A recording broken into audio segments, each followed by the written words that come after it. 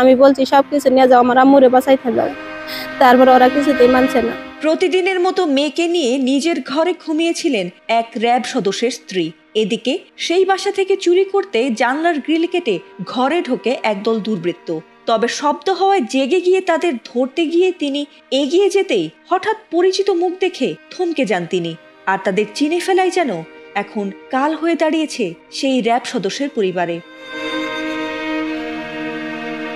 কর্মসূত্রে ঢাকায় অবস্থান করছিলেন মোহর আলী নামের এক র্যাব সদস্য, কিন্তু বৃহস্পতিবার ভোরবেলা হঠাৎ এক ফোন কলে দুঃসংবাদ পেয়ে রীতিমতো হতবুদ্ধি হয়ে পড়েন তিনি। হন্যে হয়ে ছুটে আসেন নিজের গ্রামের বাড়িতে। ততক্ষণে সব শেষ। বাড়ির আঙিনায় প্রতিবেশীদের ভিড়, আর পাহারায় পুলিশ র্যাব। ঘরের সবকিছু তছনছ, আর লোহার ভ্যানে রাখা হয়েছে প্রিয়তমা স্ত্রীর মরদেহ। আমরা ফজর নামাজের পর খবর পাইছি, পাইয়া আইসা দেখে ডাক্তারের কাছ থেকে আমার জারে ঘুরাই দিছে। দেওয়ার পর মরা সুতাই নে বাস্তিরে জিগাইলাম, বলে তোমার আম্মুরে কিভাবে কি হয়েছে। পরে কইলো বলে আমার মুখ চাপাই ধরে তারপরে আমার আম্মুরে মাইরা হালাইছে। আমি বলছি সবকিছু নিয়ে যাও, আমার আম্মুরে বাঁচাইতে যাও। তারপর ওরা কিছুতেই মানছে না। শুনতে পারলাম যে চোর ঢুকছে বা চোরকে চিনতে পারছে। চিনতে পারার পরে লিপিকে অন্য পেশায় শ্বাসরুদ্ধ করে মৃত্যুবরণ করছে। এই মর্মান্তিক ঘটনাটি ঘটেছে জামালপুরের সরিষাবাড়ি পৌরসভার শিমলা বাজার এলাকায়। সেখানে র্যাব 2 এর উপপরিদর্শক মোহর আলীর বাসায় চুরি করতে গিয়েছিল একদল দুর্বৃত্ত। কিন্তু তার স্ত্রী বিষয়টি টের পেয়ে গেলে সেই দুর্বৃত্তদের ক্ষোভের বলি হয়ে নিহত হয়েছেন তিনি। এমনকি তার ছোট মেয়ের আকুতিতেও মন গলেনি সেই পাষণ্ডদের। মেয়েটির চোখের সামনে তারা গলায় ওড়না পেঁচিয়ে শ্বাসরোধ করে হত্যা করে তার মাকে। আর তারপর দামি গহনা ও জিনিসপত্র নিয়ে পালিয়ে যায় তারা।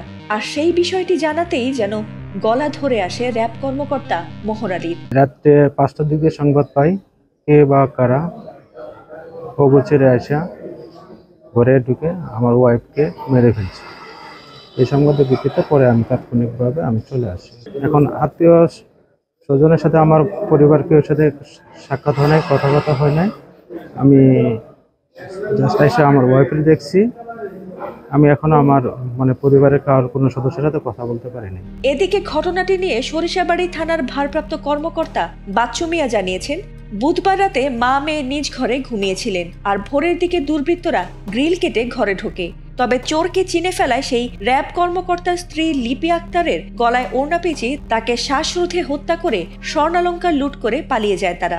এ বিষয়ে আইনগত ব্যবস্থা প্রক্রিয়াধীন রয়েছে বলে জানিয়েছেন তিনি। এএসআই মহিরুদ্দিনের ভাড়াটিয়া টিন শেড বাসায় গতকাল রাত 1টা থেকে অনুমান 4টার মধ্যে অজ্ঞাতনামা চোর বারান্দার গ্রিল কেটে ভিতরে প্রবেশ করে। তার ওয়াইফ লিপি আক্তার চোরের ভিতরে প্রবেশ করা বিষয়টি টের পাইলে চোর প্রথমে তাকে মুখ চেপে ধরে, পরে তার ওড়না পেঁচিয়ে শ্বাসরুদ্ধ করে হত্যা করে পালিয়ে যায়। আমরা খবর পেয়ে ঘটনাস্থলে গিয়ে লিপি আক্তারের লাশ উদ্ধার করি, সুরতাল করে পোস্টমর্টমের জন্য মর্গে প্রেরণ করেছি। আইনগত ব্যবস্থা প্রক্রিয়াধীন এবং আসামি গ্রেপ্তারের জন্য অভিযান চলছে। সেখান থেকে কিছু টাকা স্বর্ণালংকার নিতে পারে বলে ধারণা করা হচ্ছে। ফাতিমা সুলতানা, এটিএন বাংলা।